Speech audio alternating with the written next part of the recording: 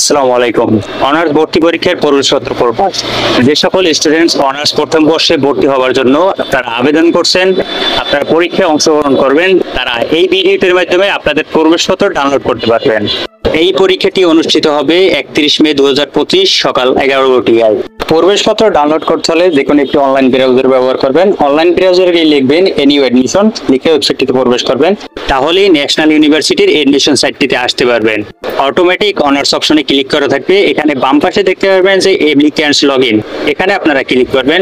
তাহলেই লগইন অপশনটি পাবেন। অ্যাপ্লিক্যান্টস অ্যাকাউন্টস লগইন ব্র্যাকেটে অনার্স, এরপর নিচে দেখতে পারবেন অ্যাপ্লিক্যান্টস আইডি, এর নিচে দেখতে পারবেন পিন নাম্বার।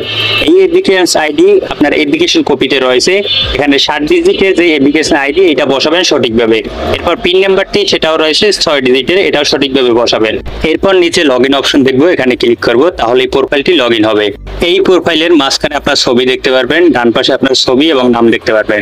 বাম পাশে এখানে আপনার বিভিন্ন তথ্য দেখতে পারবেন। এছাড়াও দেখতে পারবেন ডাউনলোড এডমিট কার্ড, এখানে আপনারা ক্লিক করবেন এডমিট কার্ডটি ডাউনলোড করার জন্য। এরপর দেখতে পারবেন your admit card is ready to download, please click on download PDF to download the admit card.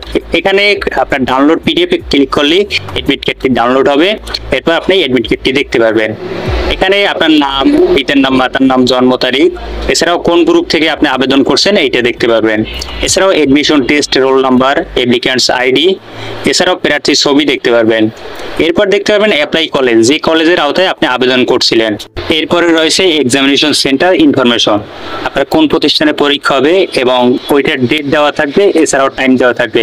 এখানে আপনি যে কলেজের আওতায় আবেদন করছেন ওই কলেজের নাম দেওয়া থাকবে এক্সাম সেন্টারের স্থানে, এছাড়াও এক্সাম ডেট এবং টাইম দেখতে পারবেন। আপনার 31 মে 2025 এই তারিখে পরীক্ষা অনুষ্ঠিত হবে। এই পরীক্ষায় অংশগ্রহণের জন্য কিছু নির্দেশনাবলী রয়েছে, এখানে আপনারা